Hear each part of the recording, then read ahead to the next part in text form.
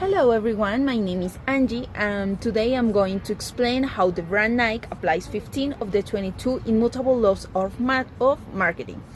I'm going to talk about Nike, that Nike is one of the strongest global brands and its success can be explained almost perfectly to these laws. So, the first law that Nike applies is the law of leadership. That says it's better to be first than better. Nike wasn't the first athletic show brand ever, but it was the first to position itself as the brand of elite athletes. Through Air Jordan and major sponsorships, it created a new perception of leadership.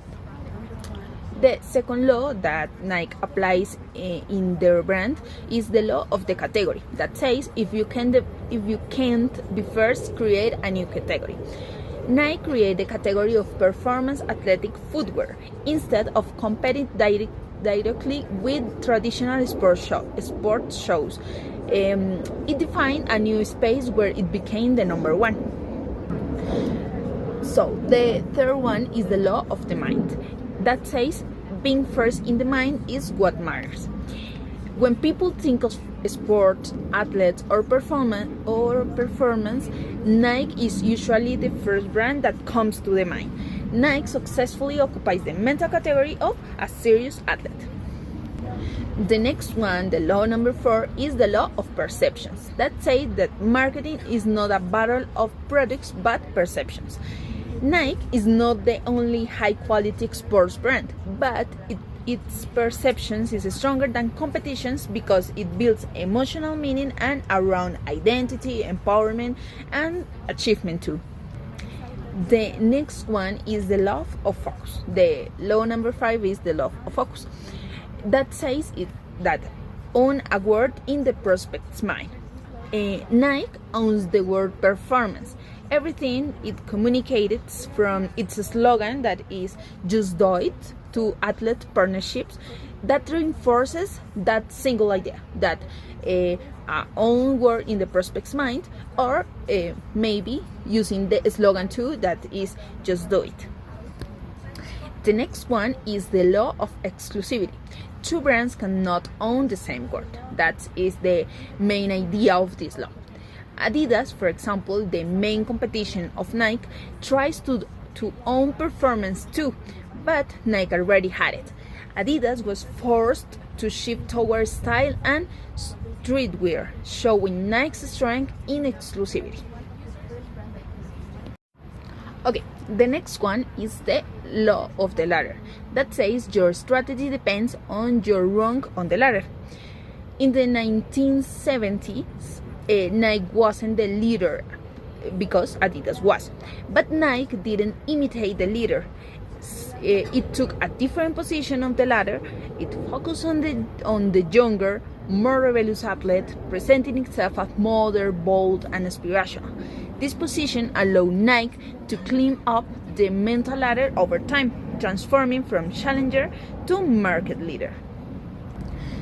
The law number 8 is the law of duality. In the long run, every market becomes a race between two.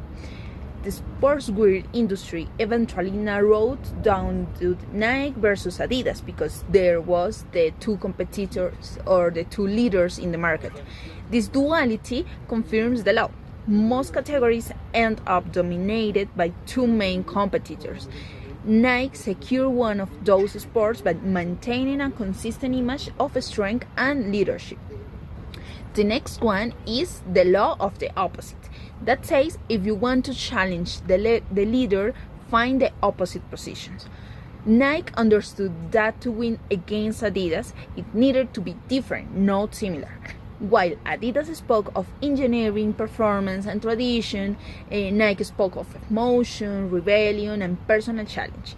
That emotional contrast made Nike stand out, appealing especially to younger consumers. The law number 10 is the law of attributes. For every attribute, there's an opposite that is equally effective. Adidas focused on the attribute of technology. Nike took the opposite, inspiration.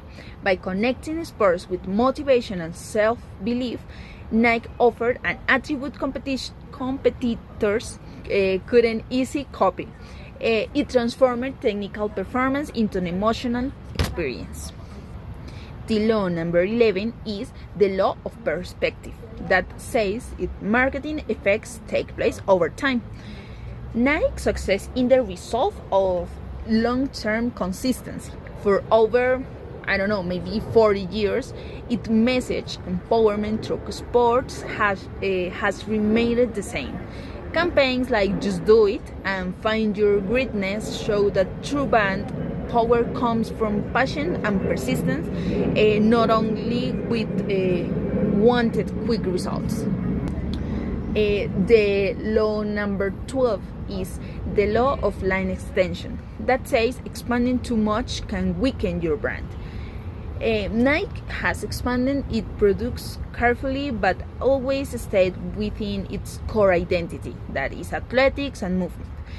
Even when launching a pair, accessories or lifestyle products, it never abandoned the sport DNA. That discipline keeps the brand focused and recognizable worldwide.